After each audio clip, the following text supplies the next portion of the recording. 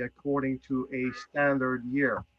Um, but other than that, our most feed that we sample will be the more the hay and the silages. So why do we test feed? Well, to balance that diet,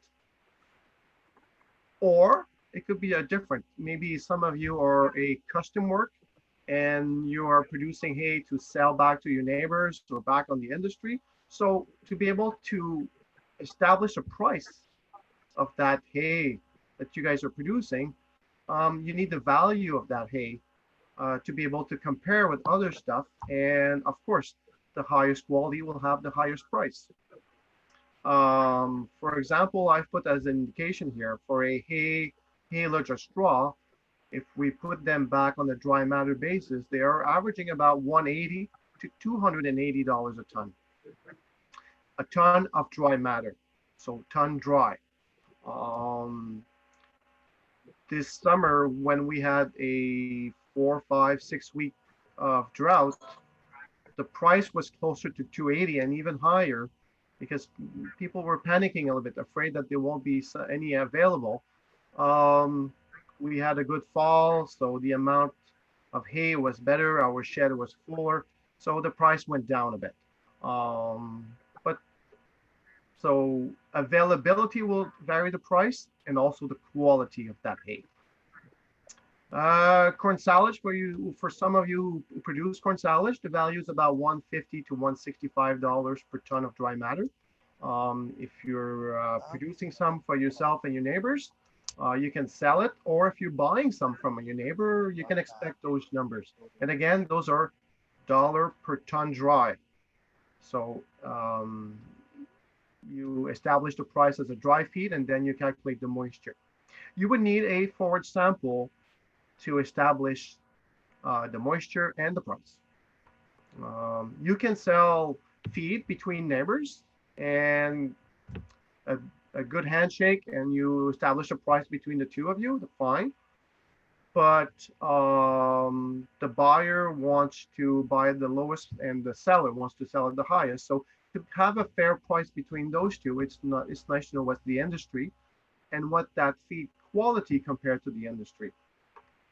And if some of you have some question down the road later on, like next year or this year, you can always send us an email and we can give you a hand on establish some of those price. So the two reasons people would test their feed is to either create that perfect diet for their animal or to sell feed, sell and buy feed.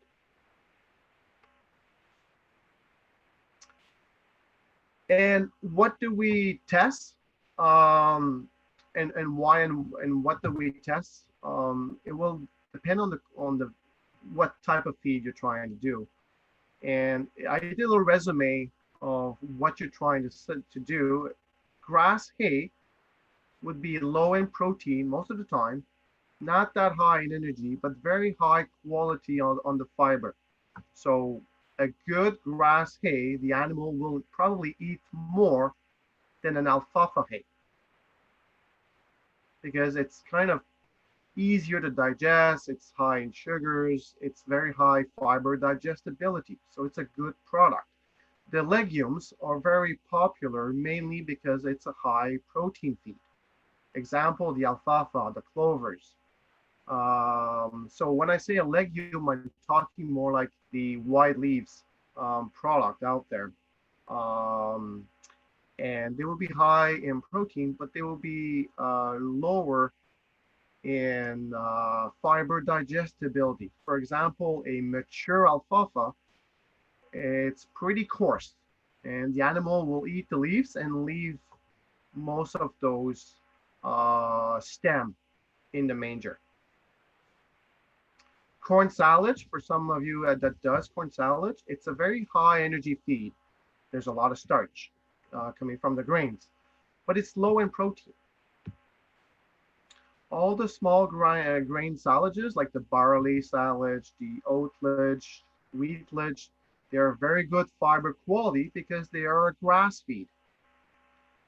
And the quality on those small grain silages will vary big time according to the maturity of that feed. And we'll talk about that later on.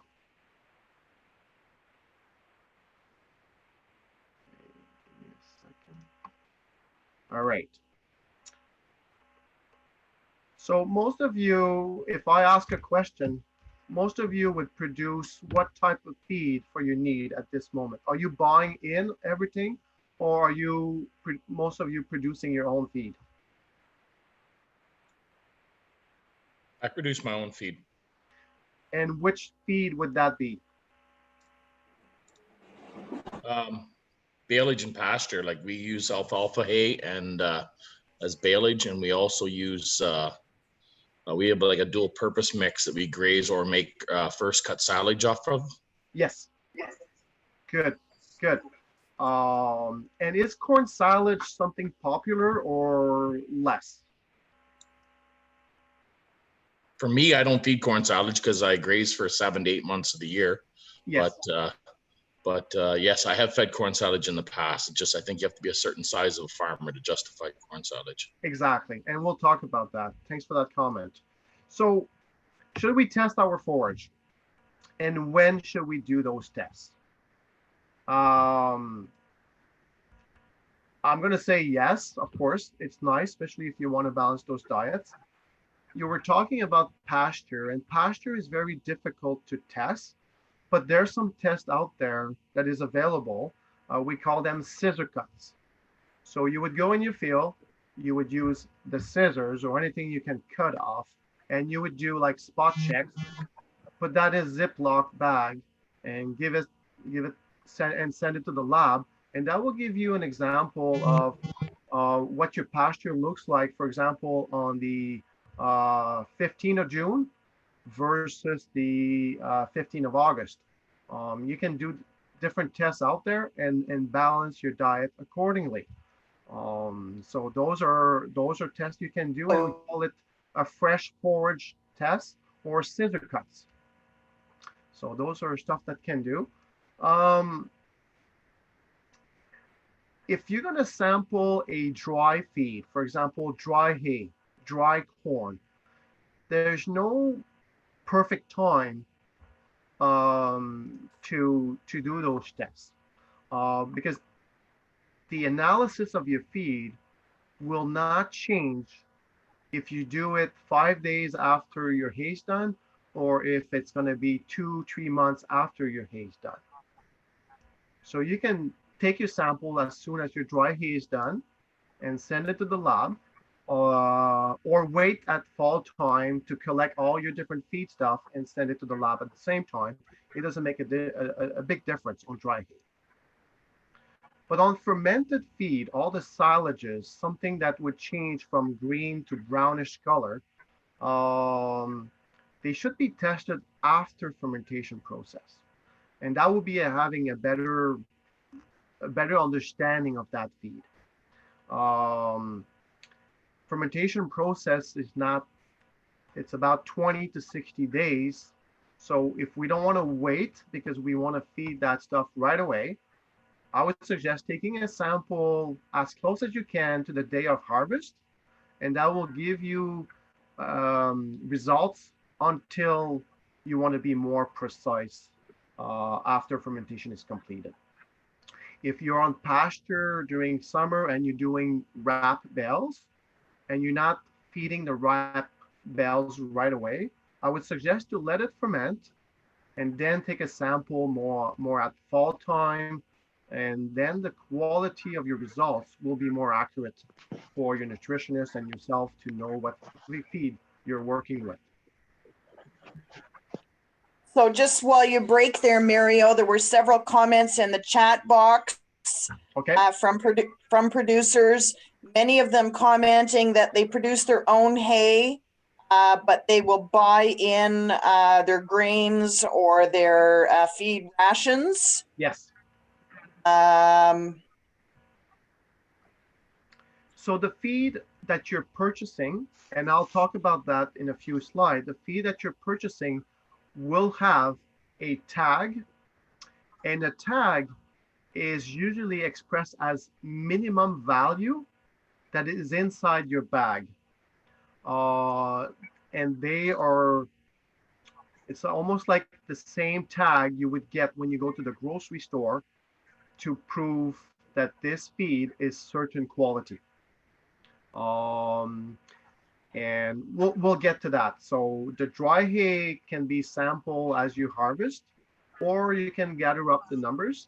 But the purchase feed, you don't really need to send it because the feed mill will have a lot of quality control they need to respect. And those quality control are supervised by CFIA, that is a Canadian Food Inspectors, and they're very strict. So what is on the tag is a minimum value of what's in your feed. If you look on the tag, if I want to go a little bit more precise, you'll see next to a certain level, for example, protein, it will be a 14%, and it would say next to it minimum. It could be 16, but they will guarantee a minimum of 14 if the tag says 14. That doesn't mean it's not going to be 14.8. It could be higher. But with the price of protein to be so high, the company are trying to be over the minimum, but not too high over. They will be pretty loyal. So I don't know if that would help, but I'll get to those tags a touch later. I just want to finish my point on fermented feed for the people using wrap bales or even corn silage. Fermented feed is the result of natural reaction that the forage will do to preserve itself. It needs moisture, energy, sugars, and that will preserve the product over time by fermenting and creating a low pH and with no oxygen. And it will be very similar to what we have, some of us will have in the basement. When you create a fermented feed, it's exactly the same process as what you see on this picture. And it takes a certain amount of time depending on what you're trying to do. Most people say it takes about 3 weeks to ferment. Be careful. The true value would be more like 60 days. Nobody wants to wait 60 days to take a sample, but to get the true value of fermentation is to let it ferment. So if you're producing bales of hay on the first cut, 60 days to let fermentation. sorry, I didn't get that.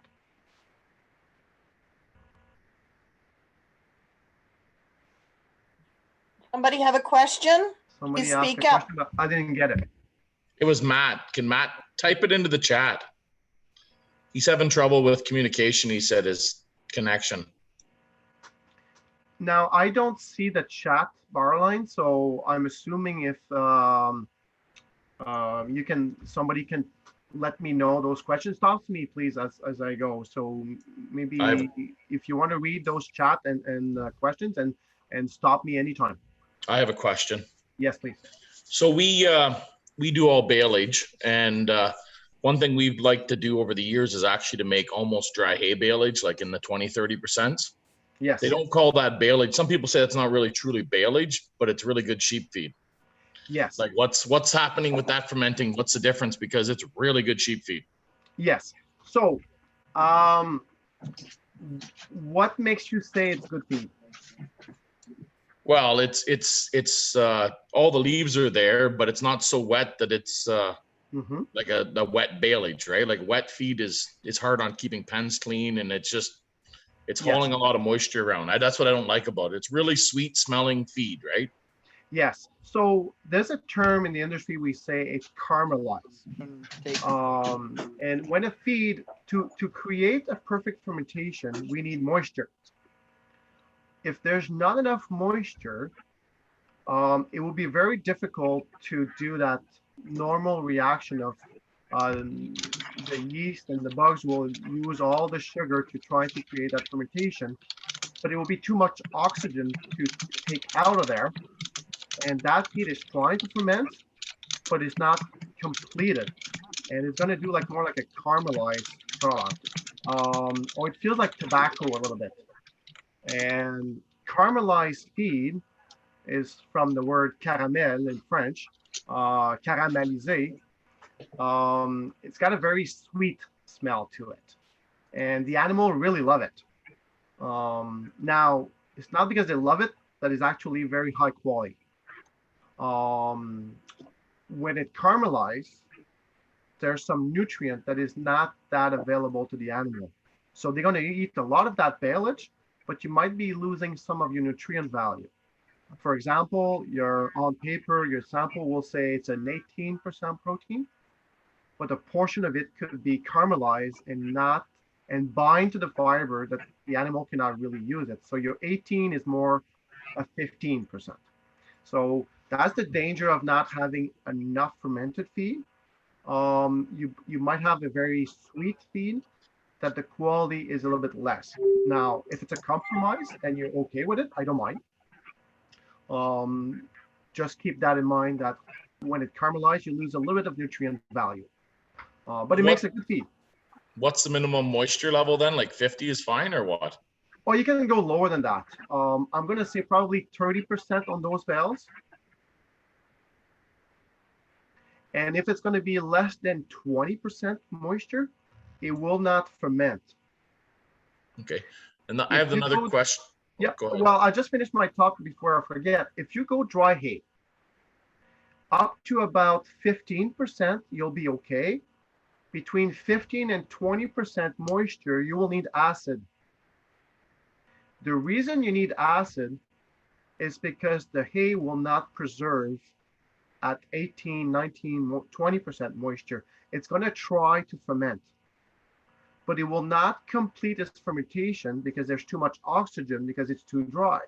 So you're going to be stuck with between a dry hay and a baleage.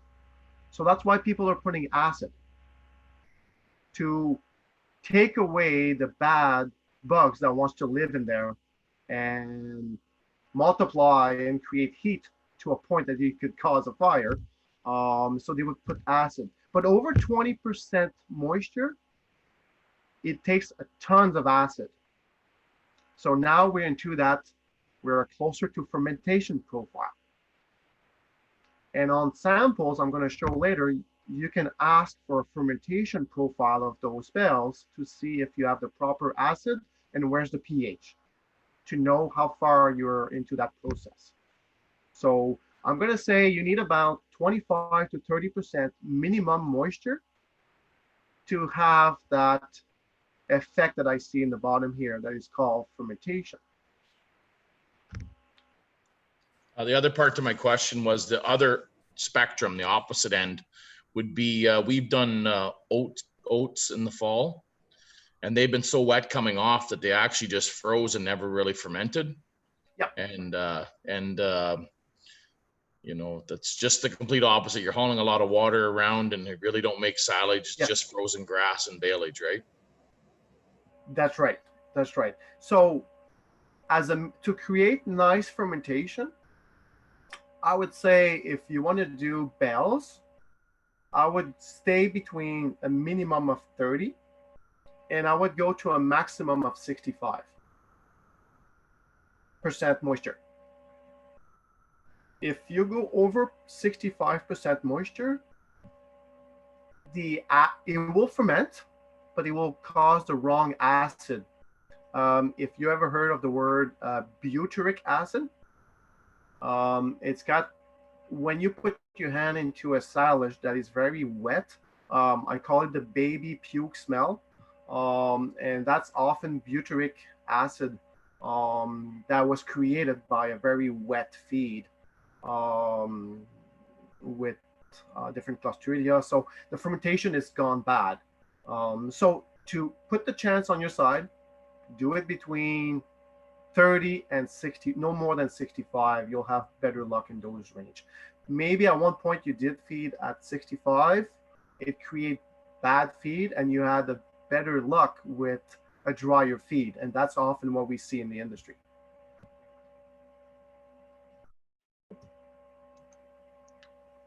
Bridget's come up with about how much she hates the dreaded popsicle bales. Yeah, yeah, I will entirely agree with her. They make, she's always made some really great hay. Mm-hmm. But I understand that.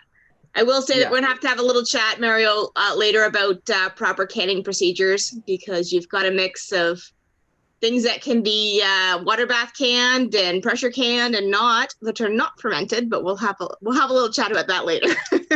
Okay, good. And to be honest with you, this picture is not coming out of my basement. I would certainly hope not. Okay, good. I'll keep on going. I just thought it was a nice picture. Getting back to have success with fermented feed, we just talked about the moisture level. Good nutrient value. I'm going to say, for as an example, the maturity of the stuff you're trying to put in those bales will also have a factor on your success. So if we do first cut on the 10th of August on stuff that is very mature, the sugar level in there would be, the plant is drying down, so the sugar level will not be very high, and it will be difficult to create that natural reaction of fermentation. So you need good moisture, but you also need good feed to create good quality. Now, the second biggest thing that I see out there is the major issue is how do we wrap or seal our feed. So pack, for example, this is a bunker. I know you would need a bigger size, but I'm sure you have some of your neighbor you're buying corn silage or haylage. They need to pack this very tight, because to have good feed, you need to take the oxygen out of there. Same with those cans. You can have fermented feed, but the day you open the can, you have a certain amount of time to finish the product before it gets bad on you. We have a picture of a bale here that was open, and we see some white spots. Like this one is really bad. They just opened it. It was full of white spots. I'm gonna guess that there was oxygen trapped inside, or there was a hole on the bag that was allowing oxygen to go in and spoil the feed. So if you see those bad spots, it could be because there's not enough layers to cover this. I often see feed that is too mature, like alfalfa stem that is kind of poking through the plastic. Or even worse, we can have neighbors that play on those bales and they are having fun, and they do holes on those bales. And every time you see holes on those bales, it's the same as opening your jar, and you need to feed it ASAP. Or raccoons. Or raccoons, or even birds. Birds are pretty bad too, depending on Yeah. what it is, to poke on those bales. What's your suggested number of wraps on a bale of round bale? I don't have a specific number, but I know for a fact when I go sample those bales, if I see, like, if it's a very young and tender grass hay, you don't need as many layers. If it's going to be more like a mature alfalfa, you need more layers.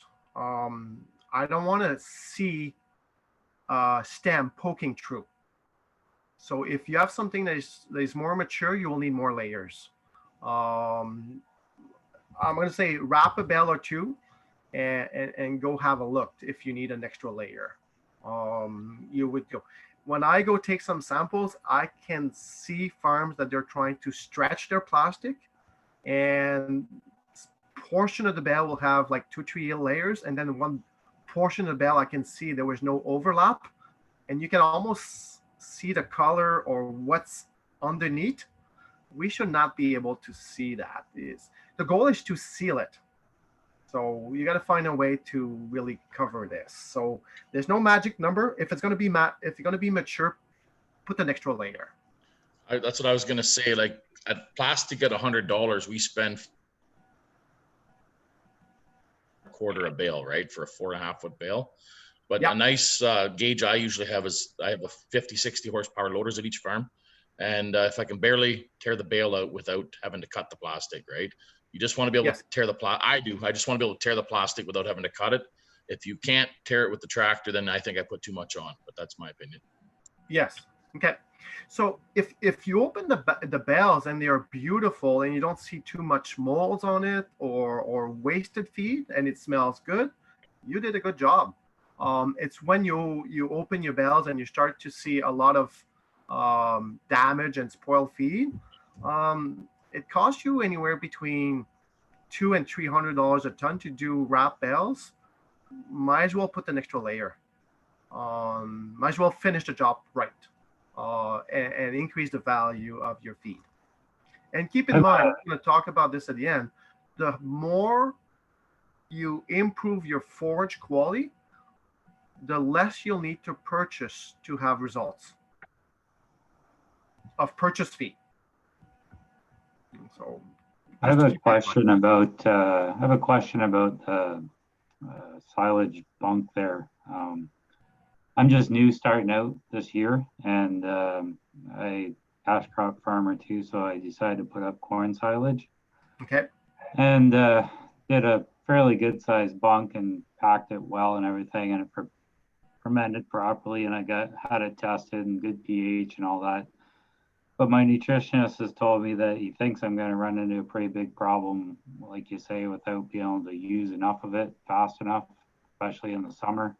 I've only got 21 head right now, and just wondering your thoughts on that and what kind of situation I'm going to be in.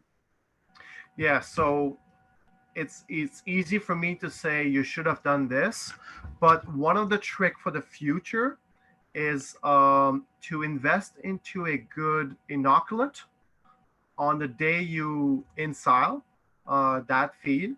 That will really help to preserve your face of that bunk so it doesn't heat.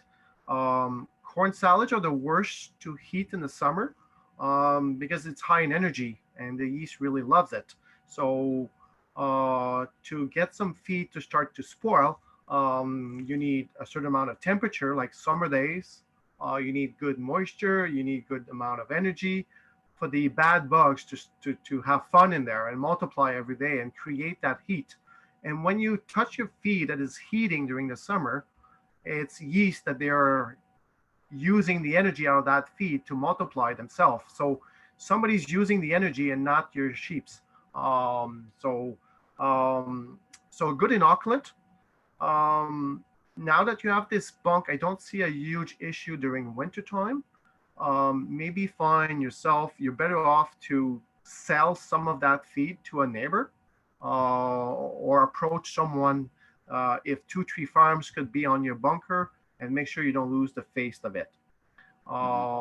Temperature of that feed,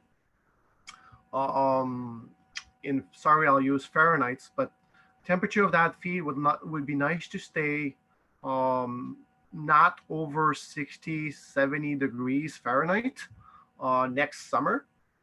If you see it's going higher, you can use those cooking thermometer to put in there and measure. If it's starting to heat, you need to use it faster. So maybe selling a portion of it to somebody else would be one of your trick.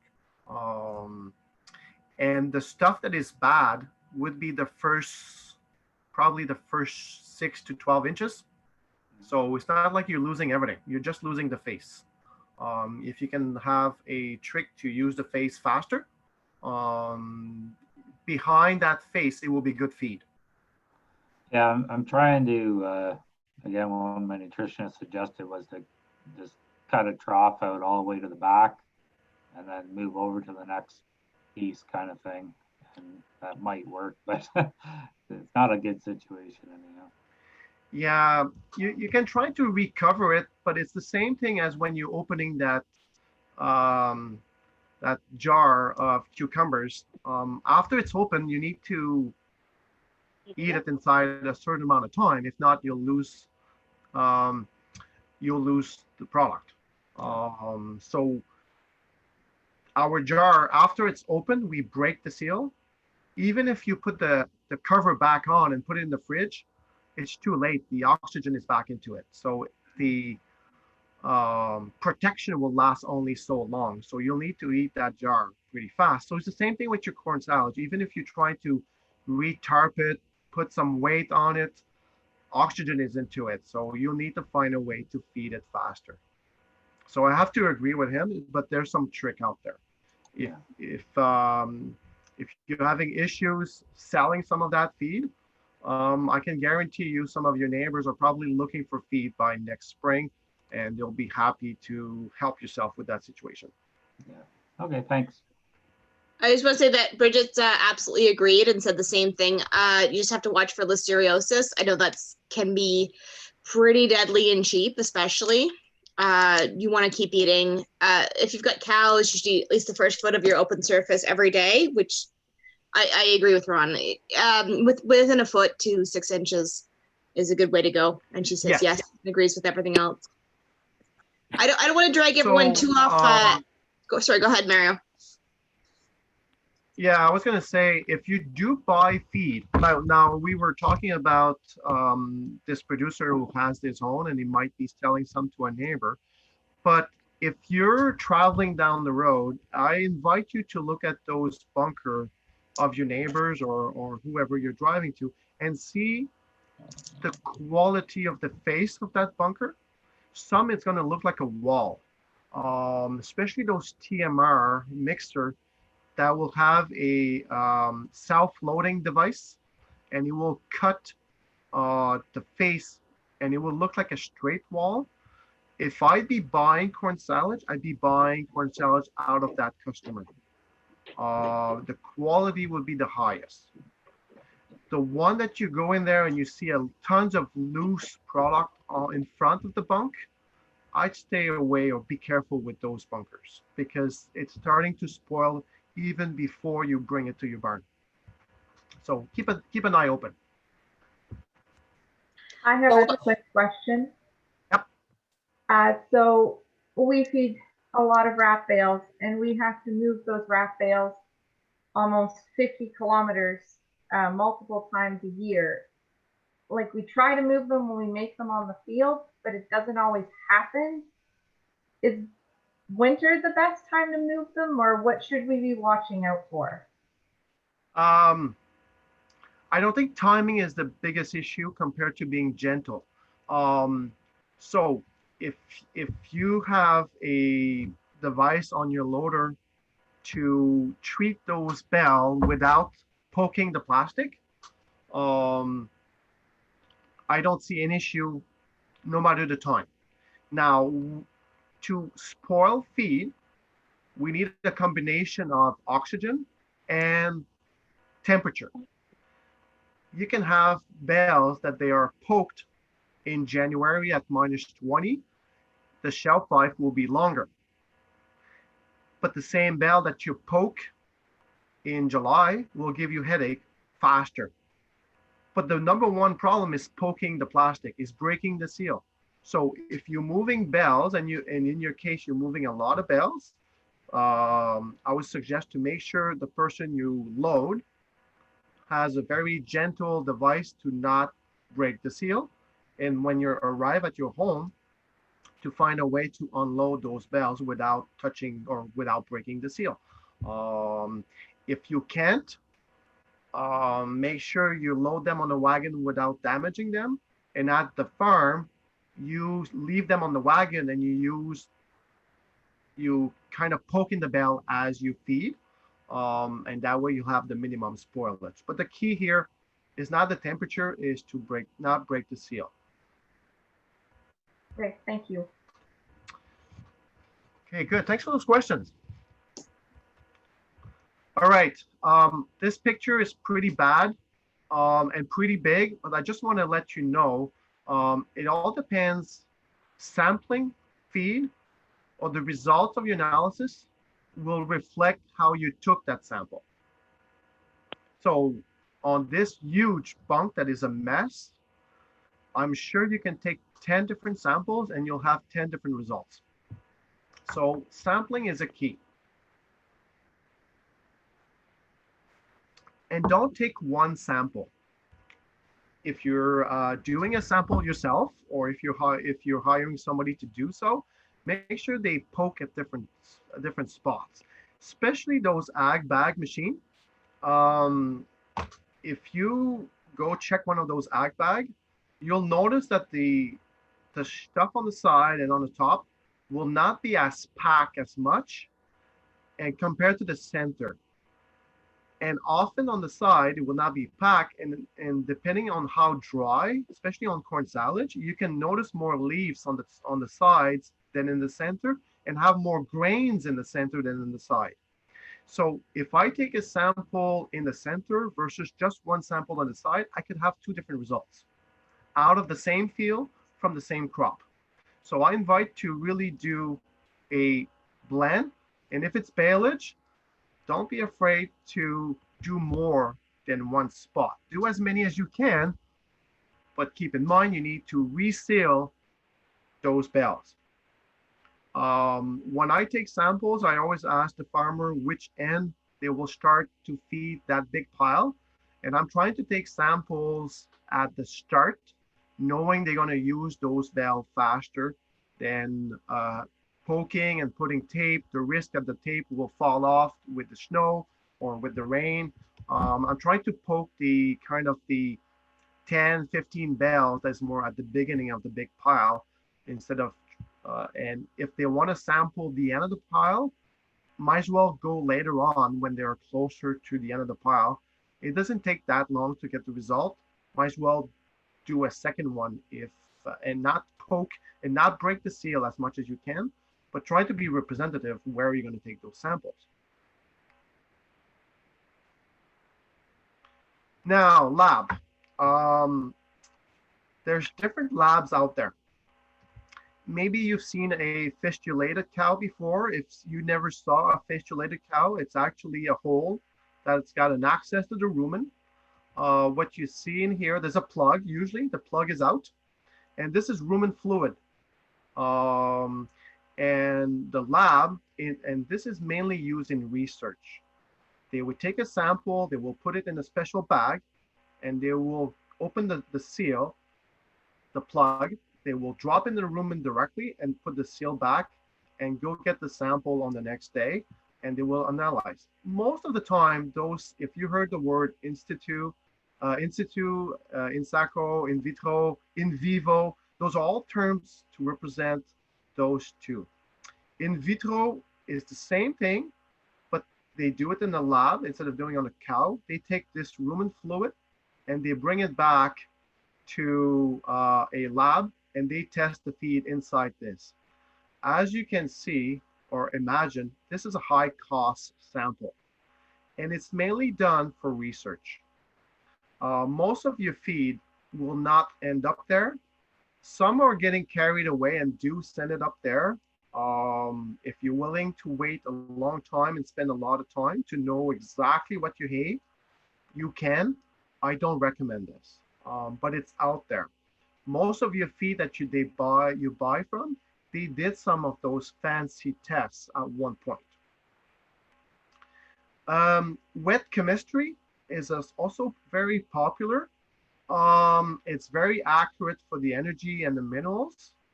It takes about 7 to 14 days, and it costs $40 to $80 a sample. So it's more precise, but it's also more costly and slow. It's very popular on specific feeds to validate those NIR sample, near infrared, that we use most of the time.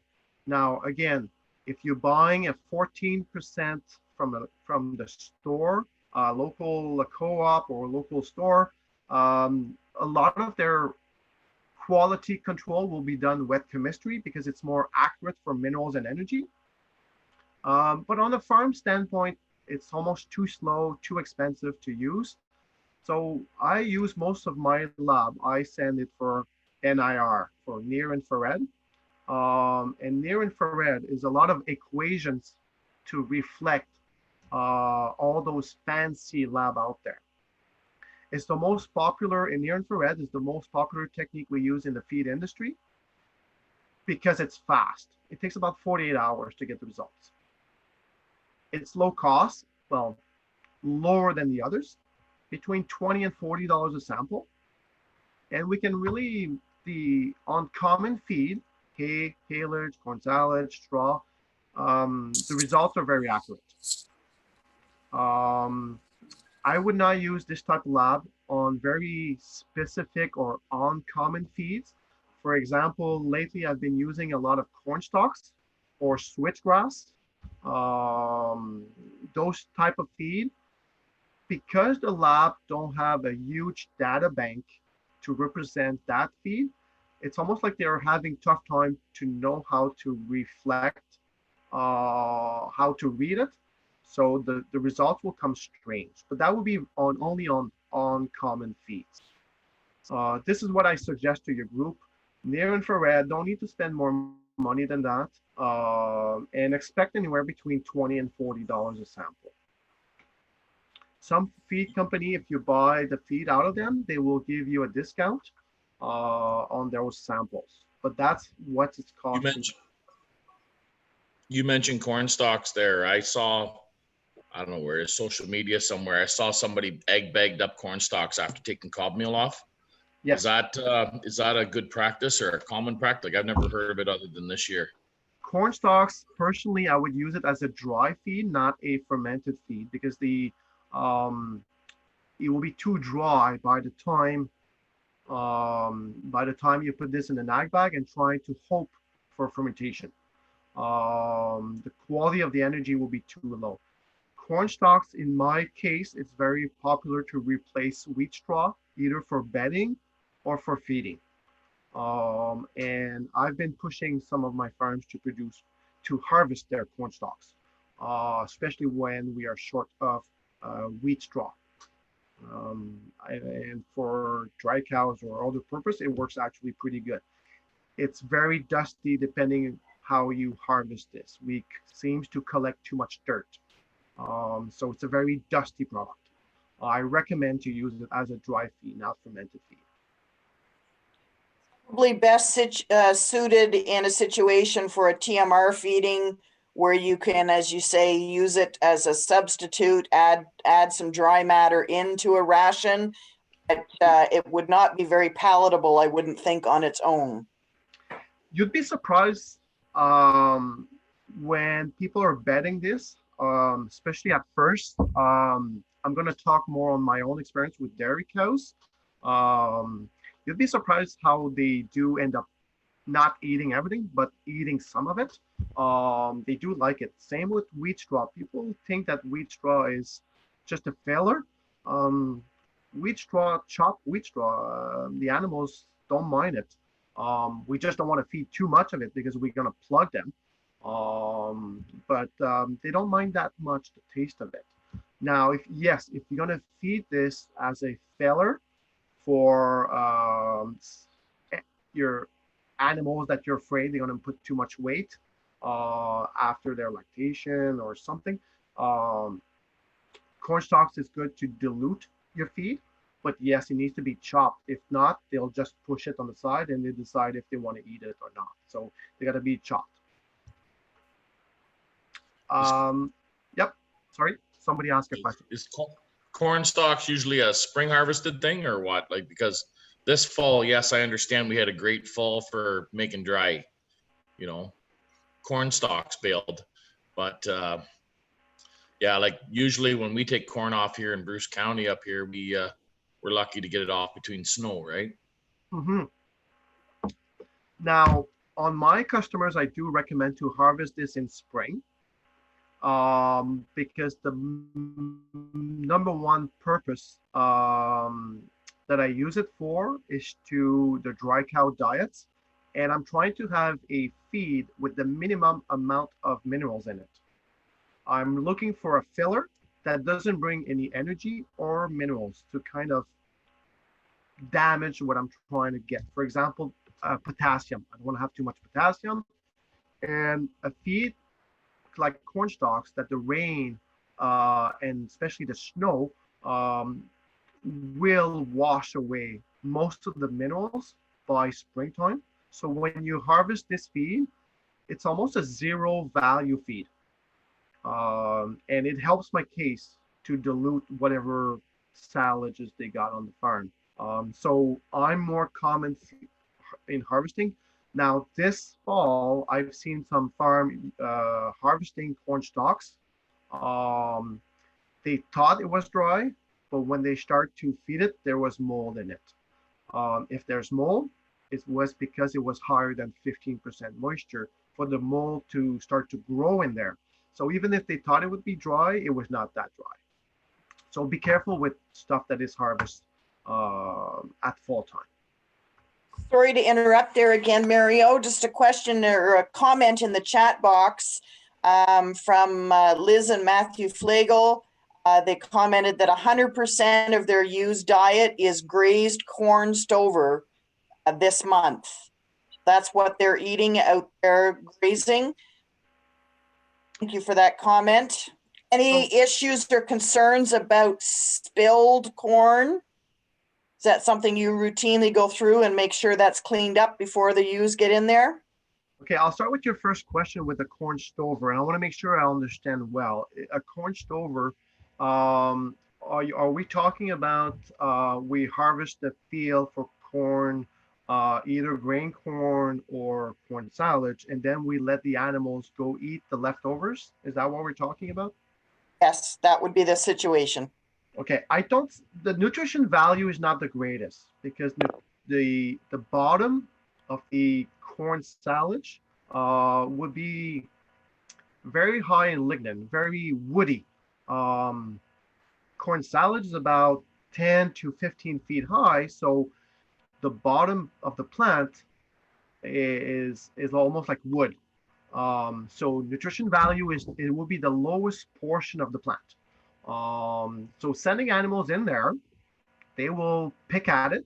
It will not be highly nutrition value, but there's some out there, so they will eat it. One thing to be careful, on a drought year, I would not do that. To have a cob and have a decent crop, we'll put some fertilizer, and the nitrates that we put will be inside the plant. And the goal of this nitrate is to, at one point, when maturity comes, that nitrate will transform into sugar and starch to fill that cob.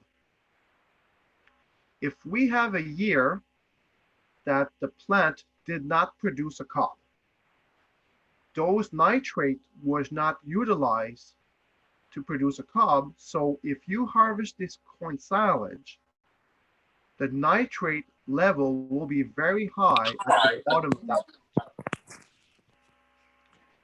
And if you send your animals into that field, they're going to eat a feed that's got a very low feed quality with a high nitrate level, because the nitrate was never used by the plant to produce a grain. It could kill your animals. So I really put a caution in there to search into this. I've seen a beef herd losing their animal in that field. I invite you to be careful on drought years. In a normal year, I would not be worried. So before sending those animals into that field, make sure the crop that was harvested had a decent cob on it. Then you'll be safe. Does that make sense? Yeah, I hear you on that. Before the host there mentioned about issues with spilled grain over the side of the buggy or something like that. I've never had any problems with it, but they're on a new field every couple of days. So if there's a spilled pile, there's 100 ewes in a mosh pit getting at it. No one gets a chance to get that much of it. It would be a problem on a very big field with a small number of sheep, but they're about 20-acre fields, and that's 2 to 3 days with 2,000 ewes on it. So the spilled piles aren't an issue. So can you describe spilled pile? I'm having a tough time making a picture of what it is. When they're combining, yes, and the combine's unloading, and you end up with a wheelbarrow's worth of corn in a pile. Yes. So if the ewes if they didn't know what corn was, then 2 or 3 would figure it out and kill themselves. Or if there was only a dozen sheep in the field, then it would be a problem. I call it the effect of having kids on Halloween night, gathering a lot of candy without eating their supper. Yes, yeah. It will have a similar effect. So yes, you can. The bad thing about most of the animals, they'll eat a certain amount until they have a upset stomach, and then you need to deal with that. And on ruminant, we need a balance between our fibers and grain, forage to grain ratio. So we can really upset the rumen by having too much acidity coming from the corn. So of course we got to be careful with those piles. So if you're sending animals in that field and you notice a pile, I would find a way to try to spread that pile as much as you can, or be careful. Free choice grains without fiber available close to it. Some animals will gauge themselves and some will wait until they're sick before they stop. So be careful. I agree. You got to be careful with that one there. I never experienced that, but I can picture that to be danger a little bit. You will not kill the animal, but the animal by the time they could eat too much by the time they stop. Almost like a teenager eating cake as soon as it's coming out and they're coming out of school. They like to eat the cake before we even have time to cook that meal there. There's questions for Matt. Did you, I walked away for a second, but did you vaccinate the ewes prior to for enterotoxemia or anything like that prior to going on corn stalks? Well, they get their Tasvax back at lambing time, but that's back in May. So not recently, no. Okay. I I just heard suggestions of doing that. I didn't know. I just asked you that. Yep. Thanks. I haven't had issues with my ewes that way. It is hard to tell whether or not, like I'd like to be putting weight on them. So I try to move them fast enough that they're getting a fair amount of dropped grain. But the reason I brought it up was to try to figure, basically they get grain every day I move them because they clean up any dropped grain within about the first 15 minutes.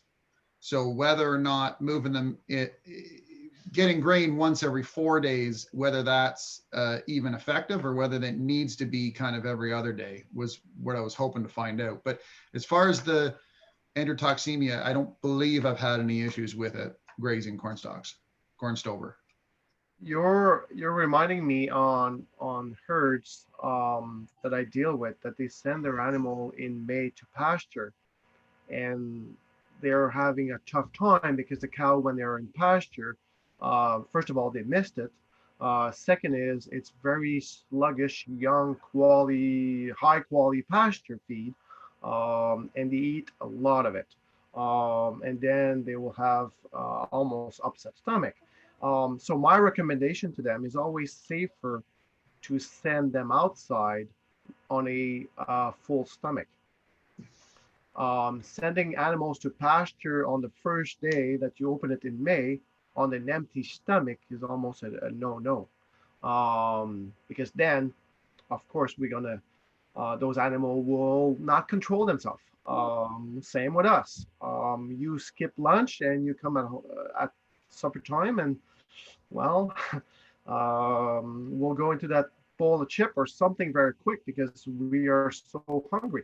The animals, I would say, maybe make sure they have hay in their stomach before you send them into a new field that could have some piles of grain. At least you'll have a combination of hay and grain in their stomach. All right, good. Okay. I want to get into what a sample looks like. This is a NIR sample. A lab that I work with. There's many one out there, and it's very complicated to read them because they're going to all look different depending where you're sending them. Another thing that I suggest to be careful is if you're doing a meeting following this one and you're posting your sample for everybody to compare, be careful when you're comparing two samples, let's say hay sample, that is not coming from the same lab. You might have labs, most of the labs will have their own way of printing their numbers and doing their work. They're going to be similar, but don't get carried away too much with the details between labs. If you want to do a true test between your group, is you can take all your hay sample, collect them, bring it to one person that will send it to the same lab, and then you can redo a meeting with the results of that same lab with different hay. Then you'll be able to compare apple with apple. If not, it's very complicated to compare samples. I'll start with my lab because I'm very used with that one. And when I say my lab, I don't own this lab, but this is where I always send my samples. And there's a lot of information on a piece of paper. And where do we start? And I'm going to go back to your question, Colleen, on what's the difference between the purchase feed and the hay or the silage we grow on farm. And we got to be careful on what you guys are reading. On the tag, you'll have a percent of protein as an example. Or they express as percent of as fed, or they are expressed as percent of dry matter. So in the industry, be careful what you compare. So as an example here, as fed, this is a term that with CFIA, with all the purchase feed, and when you're talking and everything that is dry corn, commodities, supplement, minerals, will always be expressed or should be expressed as fed. The feed you're purchasing is about 90% dry. So 10% moisture, most of them. Minerals would be more like 95% to 99% dry. But your typical 14% will be about 90% dry. And the tag will be expressed as fed. When we take a dry hay or silages, the sample will be expressed as a dry matter. The reason is they're trying to take the water out of it and express to be able to compare everything dry. So it's confusing, but your feed you're purchasing will be expressed as fed, and the forages will be expressed as dry matter. Nutritionists will take the total amount of ingredient and will give you a report on a dry matter basis. So I just want to express that two different variety out there. If I go back to this paper sample here, it's a dry hay second cut. And if I look at the water or the moisture, it's 16% moisture or 86% dry. So that hay here is on the touch of, I hope there was a little bit of acid in there. It could spoil summertime. It's just on the edge. Then after that, I go to the dry matter basis that we should always look at those numbers more than as fed. So the protein of that dry hay second cut is a 14% on a dry matter basis. And that's the number you should be reading. Here it says 11.7 because there's some water in it. If I take the water out of it, that 11.7 becomes a 14. This 14 here is not the same 14% of your purchase feed. The purchase feed would be 14% as fed, or as is in this case here, as is basis or as fed. So if you're replacing your 14% grain feed, purchase feed, with this hay here, you'll be lower in protein, even if your hay is a 14 and your bag is a 14. One is with the water and one is without the water. So that's one thing that is confusing in the industry. Out of this sample, I will have what type of protein is in there, how many fiber is in there, how young or how mature is that feed. In this case here, that feed is a young feed would be more like 30 and 40. That one is a 47. It's a touch more mature. It explains why it's not an 18, it's a 14. So we have some numbers that we can start when we compare feeds. And then it will have the amount of energy in that feed. If I go further, still in that second cut, there will be some starch, fats, and hay is not high in starch. I'll show you an example with corn silage, 2.6, and all the minerals. For example, this feed here is a high calcium because of the probably some legumes in there, alfalfa or clover, and a lot of potassium. So those are the numbers your nutritionist wants to look at. And if you're purchasing feed, if you're looking for something that is low calcium, low potassium, it's nice to know this sample before you purchase that feed. I'll switch to another type of feed. Here is corn silage. A silage will be more wet than a dry hay. So this corn silage field was at 70% moisture, almost too wet. But then again, I need to look on a dry matter basis. This feed is just 8% protein. It's not really high. It's normal. It's a corn silage. There's a lot of corn in there. It's not like we have a lot of legumes like alfalfa or clover to make the protein go high. Again, we have the fibers and the starch. At the bottom here, it says starch, or if you prefer, all the grain that is in there. The dry hay was at 2%. This one is at 37%. So you can imagine how much energy is in there. The hay was around 1.2 to 1.4. That was at 1.7 energy. So this is a high grain corn silage. You don't need a lot of dry corn when you're feeding this. On silages, you'll have, on most labs, they will give you a fermentation profile. For example, pH is at 4. Lactic acid, this is the good stuff, acetic acid. And on this feed here, you can start to compare if it did ferment well. And we can help you with that. Corn silage are very low in minerals compared to hay, but very high in energy. If I go back, yeah, sorry. Just a comment, if you go back a slide, the ash level is important also, because if it's higher than 10%, well, it could be toxic for your sheep, because it's the dirt that is collected in the silage. And if it's very high, well, you can have some problems. I'll go to a second dry hay, Julie, and see the ash content. See, that one here was close. Yeah. So what makes ash go high?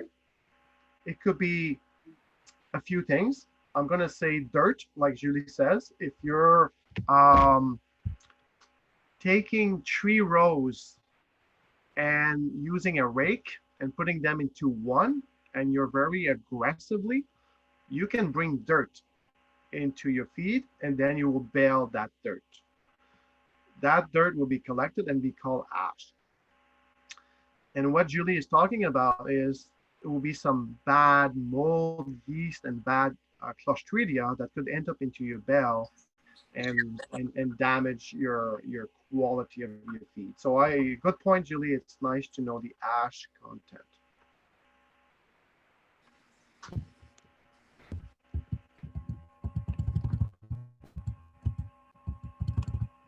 I'll just go quick on the alfalfa haylage. It could be alfalfa hay, could be the same thing. It's just the moisture that will be different. This one is a haylage. I just pop it out to show you on a dry matter basis how high alfalfa could be on protein side. Now, a haylage, because you harvest more wet, it's easier to keep all the leaves on that stem when you harvest this, and you'll keep all the leaves in there to produce that protein. If you end up with dry hay that you rake 7 times, you lose a lot of leaves, and this number will drop. Fibers would be a touch higher. Energy still good on those alfalfa. Fermentation profile, the corn silage was at 4 on the pH. That one is over 5, so I'll be worried that that one is not keeping good quality. It's also pretty dry for a for an alfalfa. It has a problem fermenting. So those are the things to look for. And nutritionists or your group can help reading those numbers to give you a hand. Again, I'm going to go back to the numbers. Julie talked about ash. To be careful if not go over. That one is 8. Seems to be good. Alfalfa will be a high calcium feed, and most of them will be high potassium as well.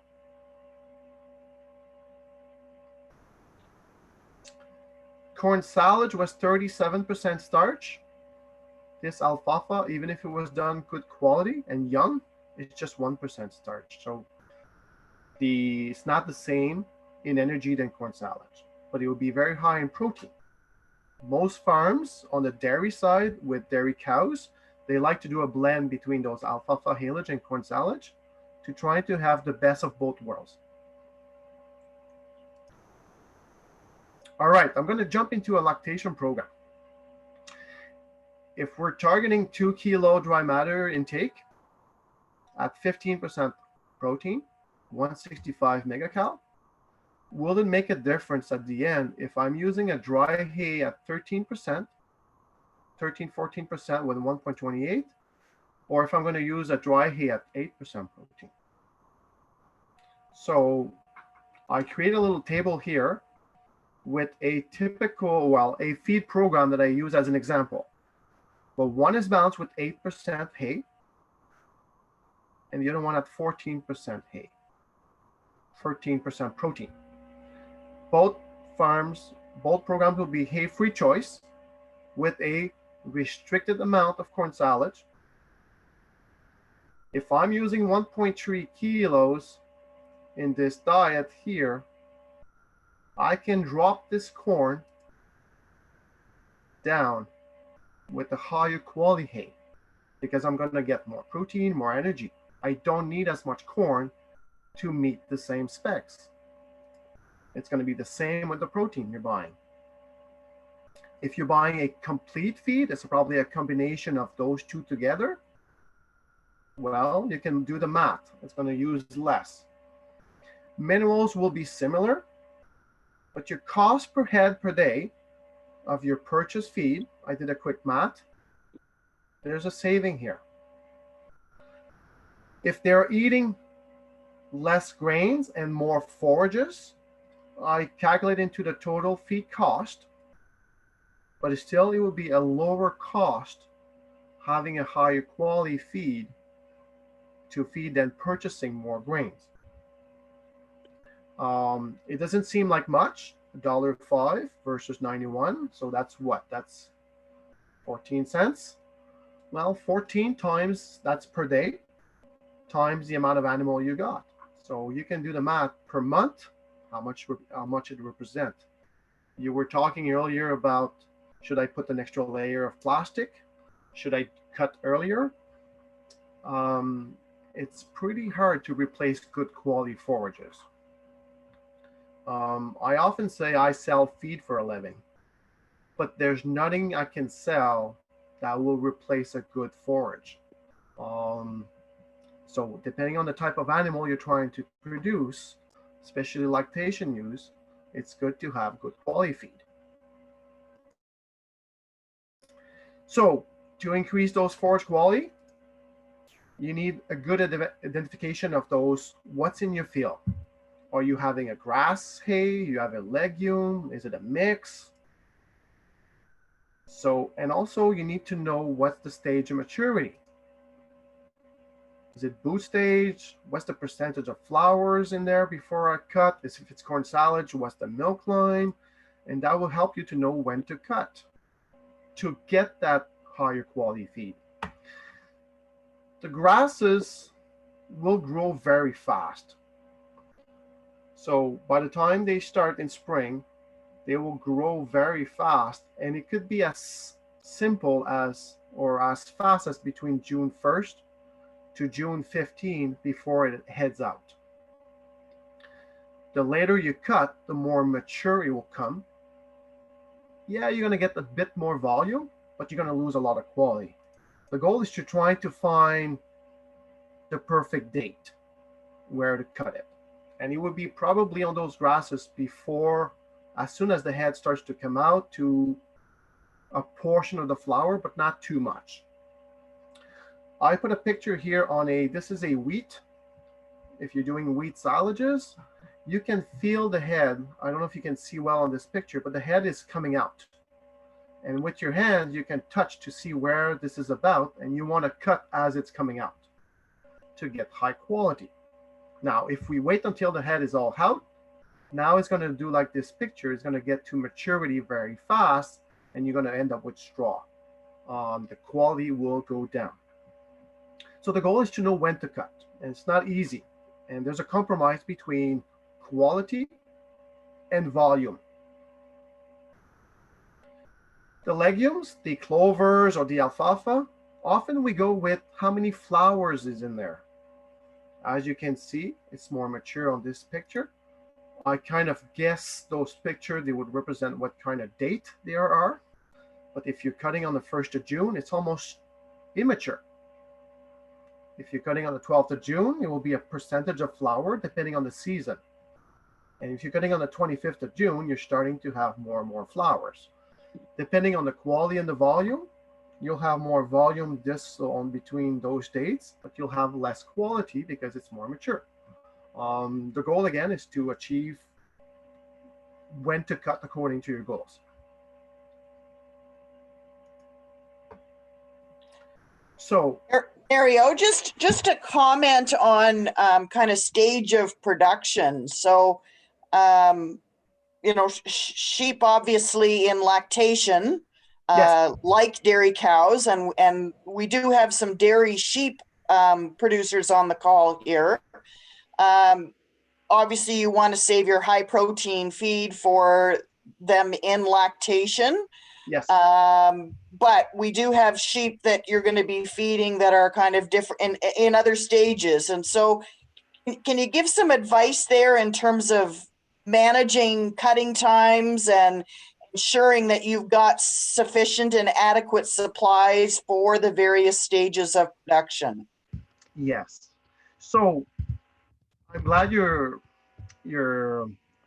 talking about this, because if I go back 15 to 20 years, it seems like I was having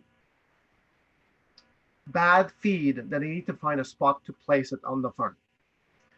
And with all the discussions to produce high quality feed, it's going to be lower cost. I end up with some customers that they only have good feed to work with.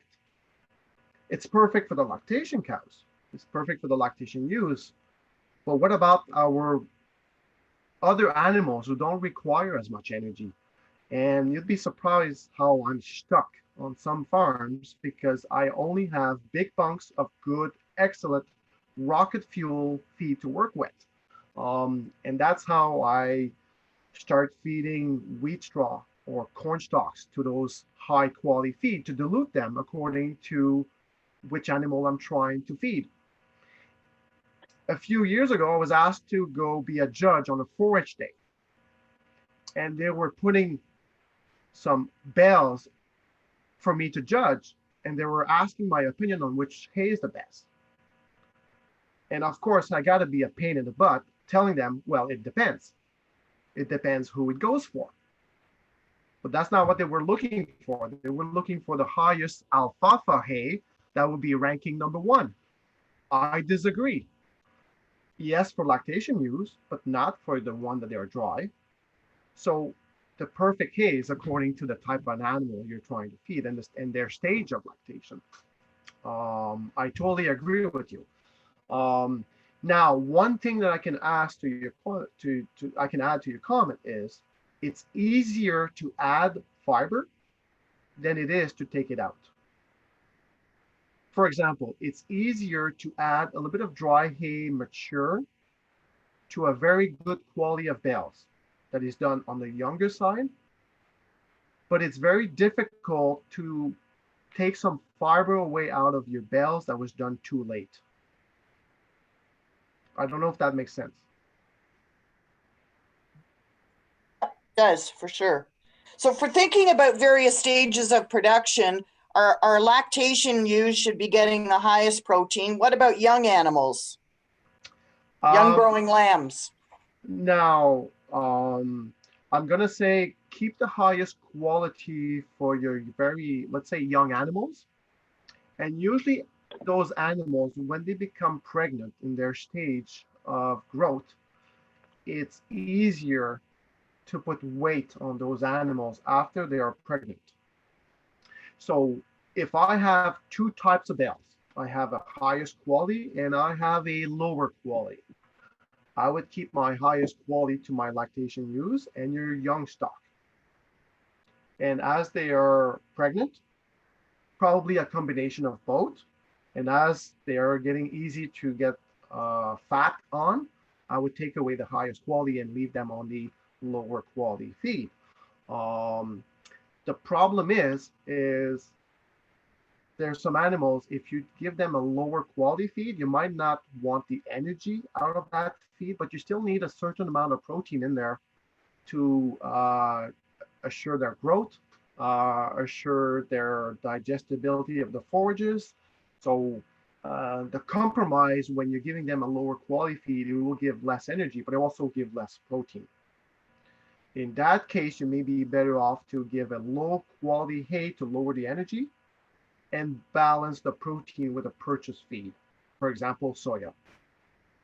And then you can control your protein with the soya, and you can control your low energy out of that lower quality hay for those specific animals. Does that make sense? Great, thank you. Okay, good. Oops. All right, so in conclusion, when your production costs are high, and they are right now, all your purchase feed is very high, all your forage that you produce at the farm is very high, all detail will count and to improve that bottom line. So you need to know the value of your feed stuff. So your hay, you know the value of the feed stuff you purchase. You need to look at the tag. But you need to know the value of the feed you're producing to be able to create those nice choices, those wise choices, which hay should go where, and work with your nutritionist to balance those diets according to your goals and improve that bottom line. So taking some samples and know what you're working with will help to either get more results by adding some stuff, or will help to reduce your feed costs by taking some away that you may not need according to what you're trying to do. Comments, questions, please?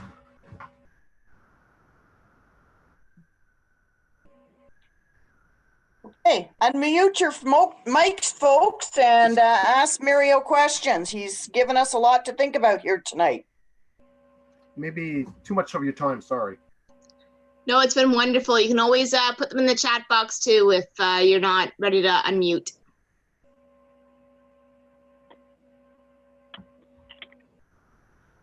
I'll start with a question on the, I'm not sure what you call them, the licks, that the molasses type tubs. We have on our farm in the past, in years when we've had questionable quality hay, have thrown in a couple of those tubs to help manage ewes in kind of mid gestation stage to help boost their diets to a certain degree. They're horrendously expensive. The sheep eat a lot of them, and they disappear in a hurry. Can you comment a little bit on that and just how that could be managed? Are they a useful tool? They're an expensive option. But one of the biggest mistakes that we all do is we provide that tub when we realize our pasture, especially pasture, I'm going to use the pasture example. Those tubs we provide when we realize the pasture is turning brown. I'm exaggerating here. And then we realize, oh, that pasture must not be that good. So I'm going to provide them with a tub. Because those animals were starving for minerals, they were starving for quality, and now this is a new candy in the field, they're going to eat that tub in 3 days. My recommendation to do is when the pasture is nice, make that tub available to them. If that's the easiest way to do it, and the most common because you have less animals and you don't have like silages to blend minerals into or protein, or you don't have a feed bunk to put your feed into, and they're just in pasture. For example, this picture here, I would provide a tub before your pasture quality goes down. They will go have a look. They will eat a little bit of it. They will know it's there. The day they need it, they will not go crazy on it. They will adjust according to the quality of pasture that is dropping down. If animals are behind in their nutrients, they will try to get back to par as fast as possible, and that's the feeling you will get by they are eating that tub very fast. So just to add to that, is loose mineral better than providing the minerals in one of those molasses type tubs? Quality of nutrient per kilogram, they will be stronger. The loose minerals will be more dense. Now, it's not attractive. The loose mineral or balanced to be mixed with something else most of the time, either a grain mix or silage. For the analysis of the bag of mineral, you'll have way more for your dollars than a tub. The tub, you'll need to pay for molasses and other stuff in there. There's a little bit of starch. It's a candy, almost a candy to hide mineral into. There's a cost to it. Compared to the loose mineral, will be low cost. Now, do animals really love to eat rocks on their own? Not great. So we would put salt or something flavors in there trying to help them. It's always better to mix it with a grain or something to control the amounts they're going to eat. But if I had a preference, I would use the loose mineral because it would be stronger for my dollars. Great, thanks. There's a comment in the chat box about, is there an equivalent of the Canada Food Guide for sheep at different stages? What are the targets, and is such a document posted somewhere? I see Julie commented that we would share that with the group. So Vanessa, you'll have to figure out some way to get it shared to everybody that's on the call tonight.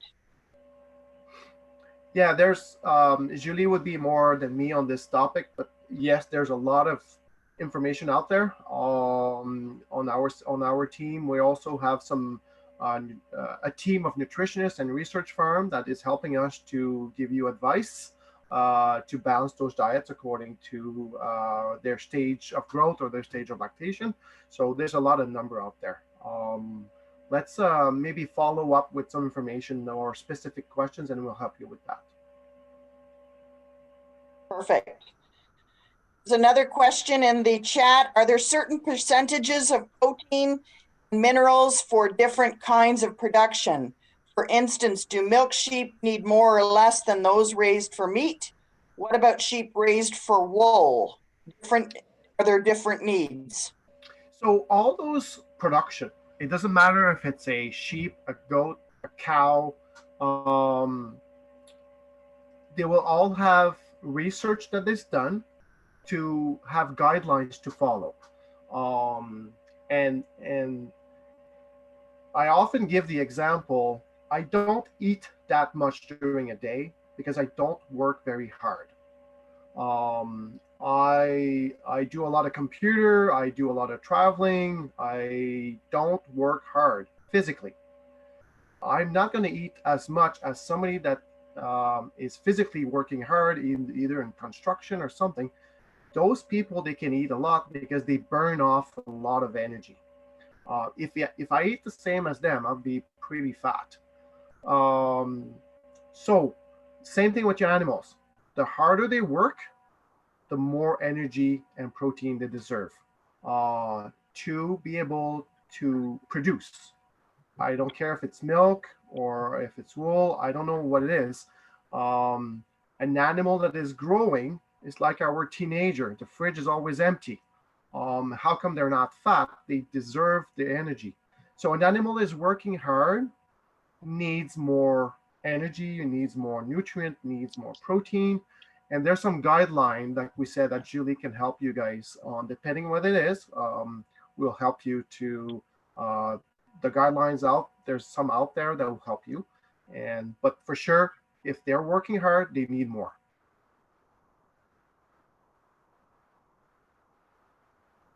And when they are healthy, well, they have good skin, good wool, so it shows. Mario, you mentioned Animals that they are under stress, animals that they need to fight very cold weather. It will change. For example, in cold weather, you will need more energy. The animal will use more energy just to stay warm.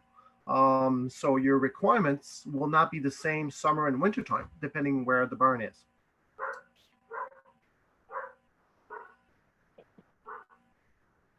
Mario, you mentioned about the corn silage like warming up if you didn't use enough off the face.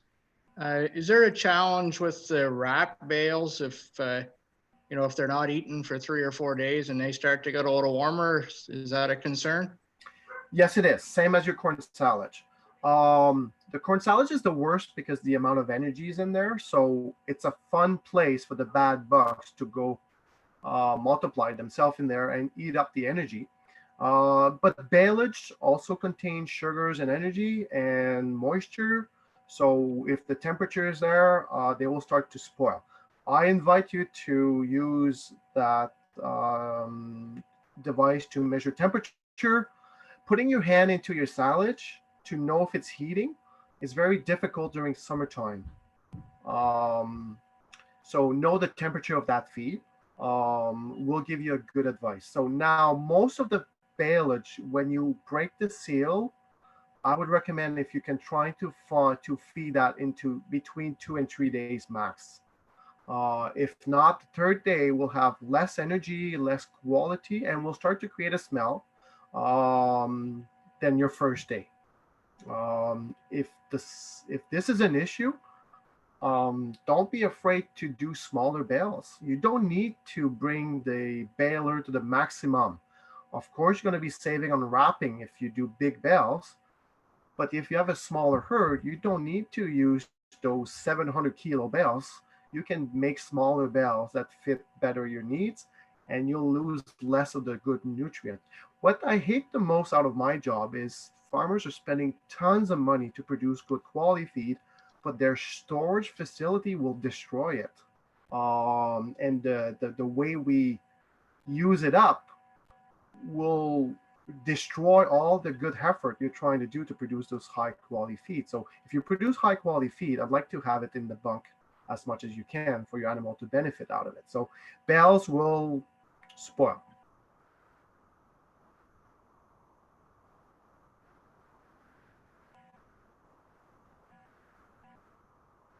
Another question in the chat that says, in my area, we didn't have rain, so we only really got a first cut that was low quality.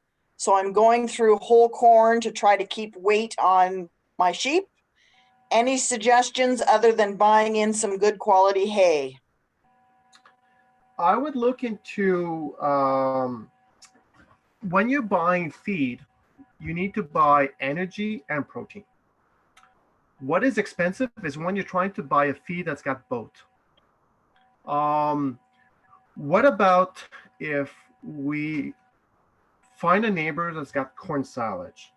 Corn silage is very strong in energy, but not in protein. But you can buy the protein from your local store to be in combination with this hay. Corn silage, the animal really like the taste of it. So you can blend hay, you can put your soy and minerals on top of that corn silage, and then use a touch less hay, because there's a certain amount. At one point, they'll leave it. It's like a steak. If you're eating a filet mignon, there's no end. If you're using a minute steak, well, don't overcook it, because you will leave your plate. You'll leave your plate there. So same with your hay. If you're stuck with the mature hay, either buy yourself a wrap bale, go to the extreme, or corn silage, and then finish the deal with your nutritionist on buying feeds. But buying a complete feed out of your feed store that's got high energy and high protein, you'll spend a lot of money. I will look into buying good quality bales. It will be cheaper, or good quality corn silage. It will be cheaper. I have kind of a question for the general group here, just for something that I got in a conversation about in the last week. For everybody who has done bale wrap, where are you recycling it, and what are your experiences with that? You mean with the plastic? Yes. Oh yeah, that's a good one. So there's at one point some company tried to recycle them, and there was actually a baler. A company had like kind of a big machine that was baling the plastic and trying to resell or give back those plastic to companies to recycle it. It didn't work. It worked for maybe 6 months, and the company closed. That's a tough one. Sadly enough, please don't burn it. Sadly enough, the garbage at the side of the road, they always take it. It's a big issue out there. What do we do with that plastic? Tower silo would be better. The problem is, do we have a big enough herd to justify those big silos? It's a tough one. I'd like to have an answer. I don't have an answer so far. I'm sure if we search on the internet, we can find people that could recycle them. The biggest problem is that often they would be dirty. They are piled up at the end of the yard, and that's a tough one. It's a tough question. I don't have an answer. No, it really is, and I know something that a lot of people are trying to find an answer to. It's too bad, because at one point I thought we had the answer, but like everything else, if there's no money involved, people get discouraged.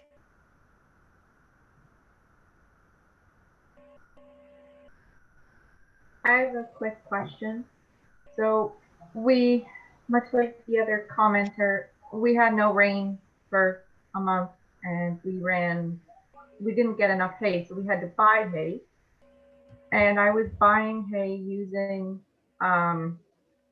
the relative forage quality value off of the tests when I was buying it, because there were different values from the different people I was buying from. And I was trying, based on the research I read, I was trying to keep it over 160. Is that a good thought process, or? Yes, it is. Personally, I don't use this number, but it is actually very popular for the for purchasing feed, especially if you're purchasing out of a distance. It's a number that was more used in the past. Most nutritionists don't use that much that feed. If you look at this sample here, it says here's a number, RFV, and we have a 126 on this alfalfa haylage that is 21.8. And then there's another way. So there's two different way. So feed value and feed quality. So be careful which number you look for. So in this example here, you see that 126 and 157. So probably you were looking at this RFQ. Again, different lab will come up with a number. And this number here is a combination of fiber, protein, moisture, fermentation, ash. There's a lot of numbers to come to this equation. So yes, it's a good wrap up. The only thing that is difficult is are they equal from one lab to the next? So when you're looking at, oh, I'm not going to buy any feed that is less than 150,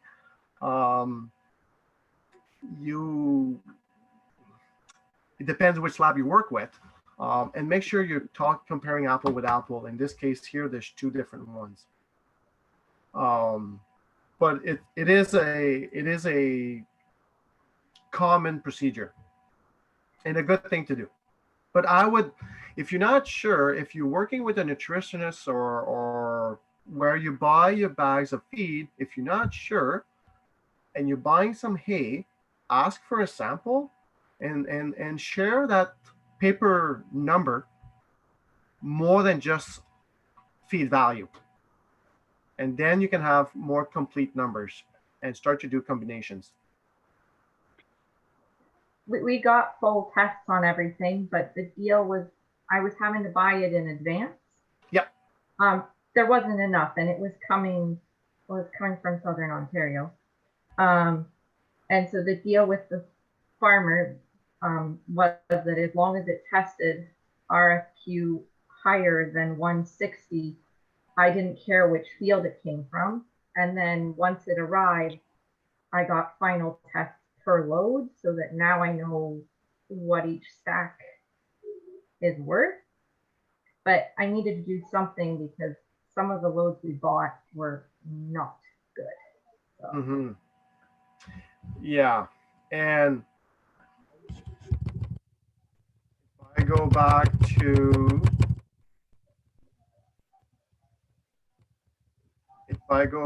to this picture, I can take a sample out of that bunker, come with a very good analysis, and then tell you, do you like it? You say yes, and then I send you this feed. They will be right. The sample is coming out of that bunker. But where did they took the sample? It makes me laugh when I go to a barn and they want me to test their dry hay, but they only want me to poke into their best bales. So the number can look good.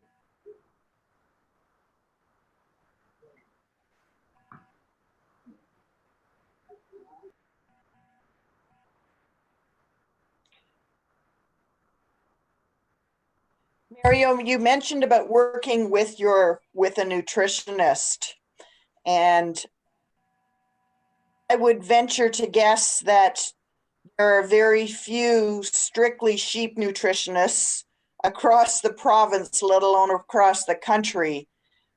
Do you have any words of advice? Sheep are unique. They're not unlike little dairy animals. Their milk isn't going into a bulk tank for those of us that are raising meat growing lambs, although there are producers on the call that are dairy sheep farmers. Do you have any kind of words of advice for producers in trying to find sources of information that are maybe not necessarily linked to purchasing more feed or what have you, but just helping solve on-farm solutions for sheep producers? Good comment, good question. So here's my 2 cents on it. I would recommend you don't need to work with a high knowledge nutritionist. What you need to work with is a good rep, a good salesperson or a good consultant, even if they're not specialized themselves into sheep. What you need to have is somebody you trust that they're going to go get the information you're looking for. Most feed stores, all feed stores, should have access to Research Farm into their suppliers, and let that person work. For example, myself, I'm not a sheep specialist, far from that, but I have contacts. I know people that they are. I know where to look for. So it's my job to turn around and supply myself with those people and bring it back to your table. So I'm going to say, don't surround yourself with experts. Surround yourself with a team that you trust, and let those people dig down the information and get all those numbers out. Because finding the perfect nutritionist that will be specified in sheep will be very difficult, especially bringing them directly to your farm. But having your local store rep, somebody that you trust, come to your farm and let that person understand your needs, go get the information, present back to you. And now with the internet, there's no limit doing meetings, even if that person is far. But it's nice to have that person who comes to the farm, and that person doesn't need to be an expert in sheep. I don't know if that's my opinion. That's great. Thank you. If they're willing to sell you feed, they should be willing to work for your dollar, I guess, is kind of in a nutshell what you're saying. And if you're buying feed, no matter where you are across the province, there should be a source of information that comes with that bag of feed or truckload of feed that you're purchasing. Yes, and to get back to this topic of sampling feed, it always makes me wonder, when your feed is all free, all your feed samples are free. There's no such thing. Everybody's going to pay those samples either upfront or back into your purchase costs. So don't be afraid to spend money to take some samples. And be careful if they are free. At one point, your feed bill will go higher. I prefer to charge the feed samples. Then it's your sample. You have your own copy. There's some feed company out there that they don't charge for the samples because they don't want to share the paper diet. They don't want to share the paper samples for you to compare with your neighbors or compare with your group.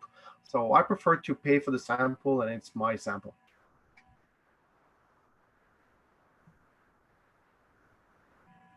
Perfect. Another comment in the chat box, and this goes back to the bale recycling. There's a network in Prince Edward County collecting and recycling the bale wrap. Not sure where it is going to, but we take all of Liz and Matt Flagle's, and he has provided a contact name if you're in that area. Vanessa comments that she has recorded this presentation tonight, and it will be uploaded to YouTube and shared on the District 10 Facebook page. Any other questions, folks?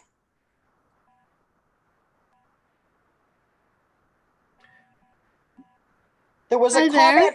I have. Go ahead. Oh, sorry. I just have a question. My boyfriend and I, we have a small cattle herd. And so with that, we have a small herd of sheep. And so we're just wondering if straw mixes are obviously popular with dairy heifers and beef cattle. So we're just wondering if straw is too coarse or not palatable enough for sheep, and if they could be used to replace a bit of the lower quality grass hay, just to mix that in. Just looking for some advice there. Well, the place I put wheat straw or any type of straw into a diet is to dilute something, especially diluting a very rich or high quality feed. So if this year we ran out of rain, we produce a low quality dry hay, there's actually no room for your straw.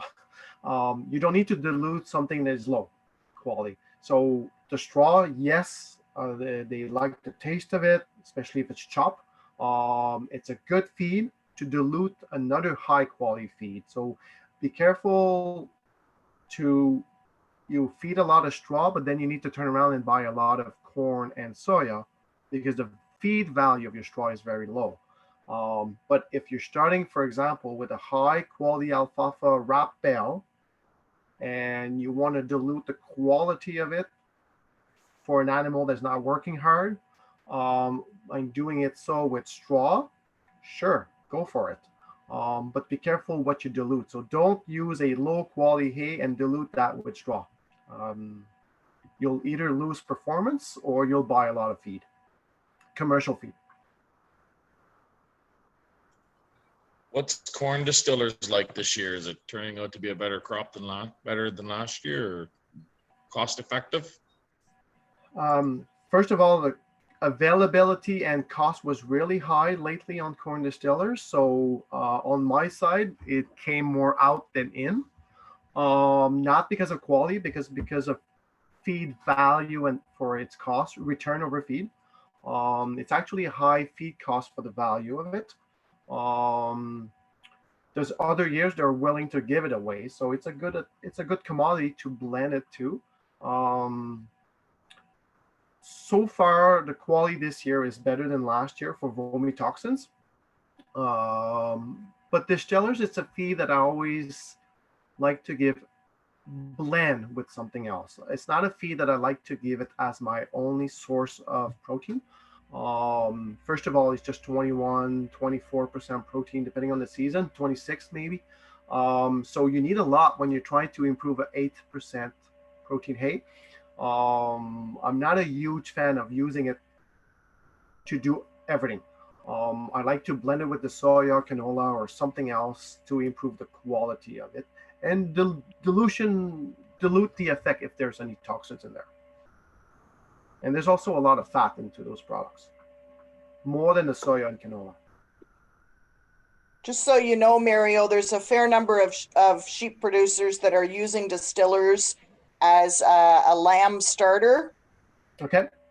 And feeding it quite straight, very much straight, to get lambs going on feed sooner. So distillers for me is a very nice carrier also for taste. It's if you want to improve the quality of taste of canola, you add distillers. Animal will love distillers way more than canola. But feed value, I would put more value on canola than distillers. So it's the same with our wrap bales earlier. They eat more of the caramelized stuff. That doesn't mean it's higher feed value. It's just not because they love the taste that it's higher quality. So for the distillers, one thing to be careful is I would request where you buy it.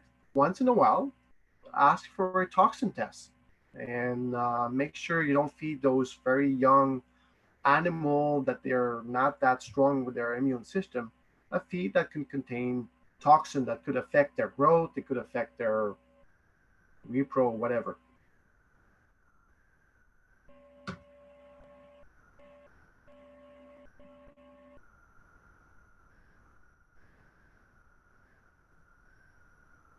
Can you comment on cob meal at all?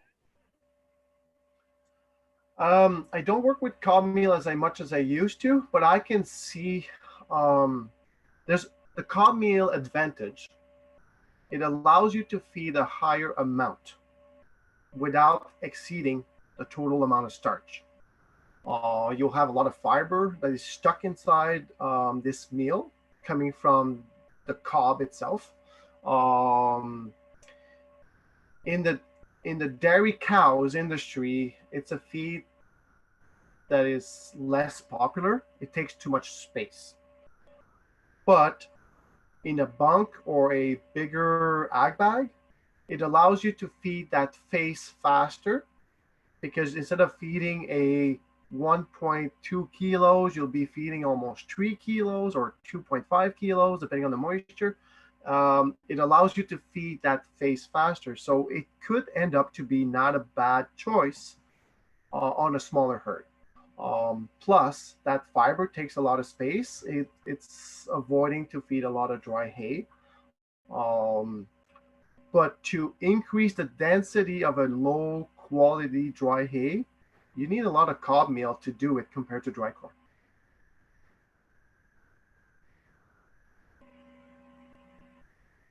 Okay, thanks. Comment in the chat box. Get your questions in, folks. We are nearing 2 hours of Mario's time, and we have appreciated putting you on the hot seat for this length of time. I saw question- one of you with a Bud Light. Maybe I could have put that point there. They had the right idea, didn't they? Yeah. Question in the chat box is referring to your comment regarding testing only the best bales. Is there an on-farm way to test feed to be able to be more agile for feed mixing and additions? Well, if I go back to this picture here,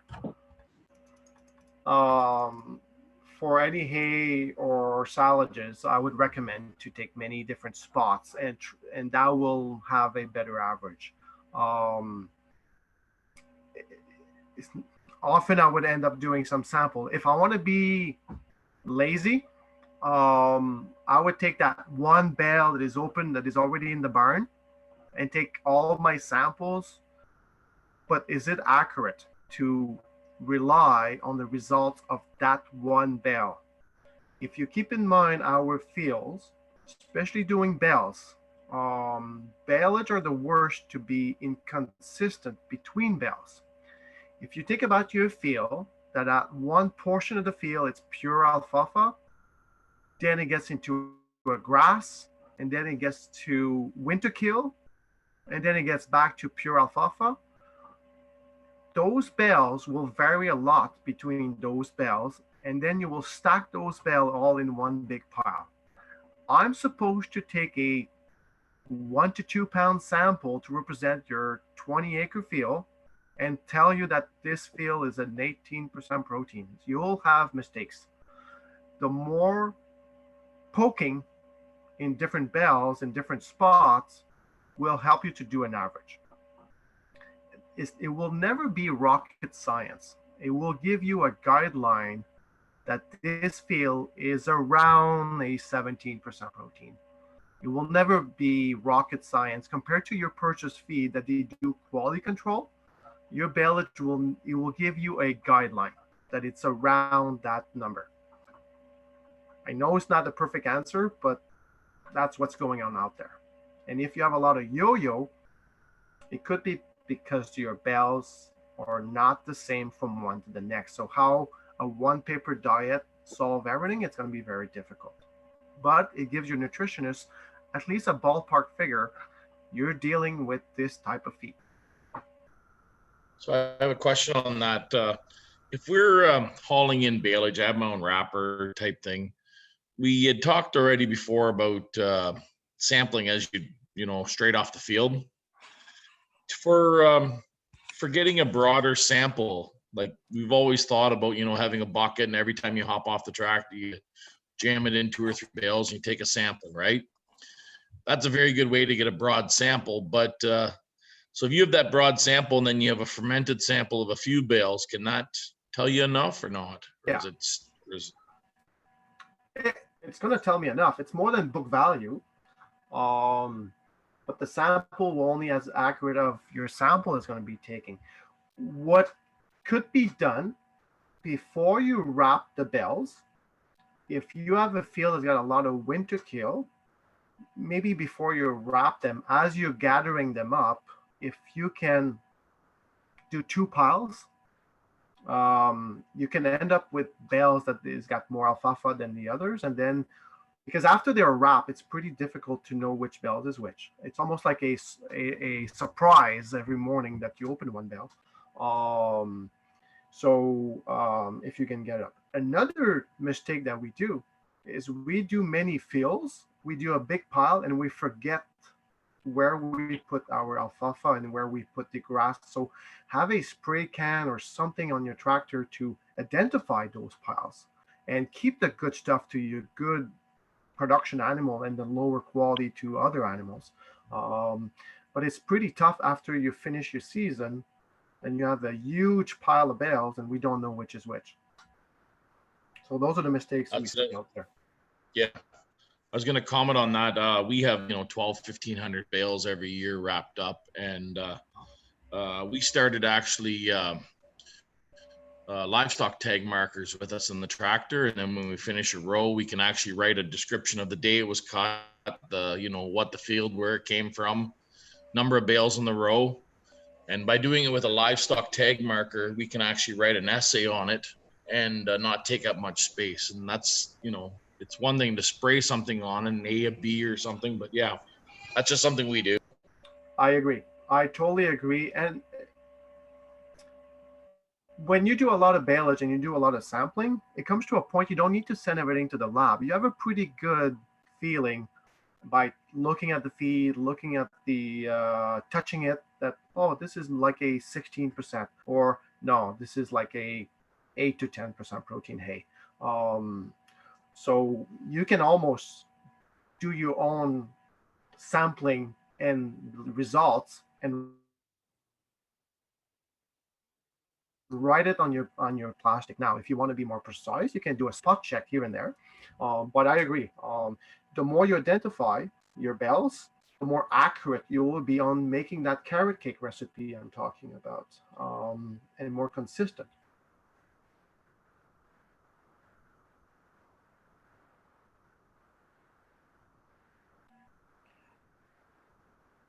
Questions are ending. I want to thank Mario and Julie for joining us this evening. Now I know that Mario appreciates both a cool beer and carrot cake, so I'll have to be sure to drop something off at the Embrun Co-op next time I'm dropping by. I do want to appreciate both of you for your time this evening. Lots of questions, lots of great discussion. For those of you on the call, the discussion isn't over.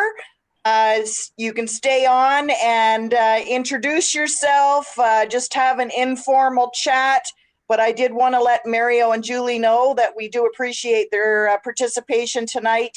And if you guys have other pressing things to get onto this evening, you're more than welcome to sign off. Otherwise, join in the informal meet and greet part of the last half hour here tonight. Vanessa, hopefully you'll turn off the recording so that people are free to speak and share their thoughts and comments. And with that, I'll invite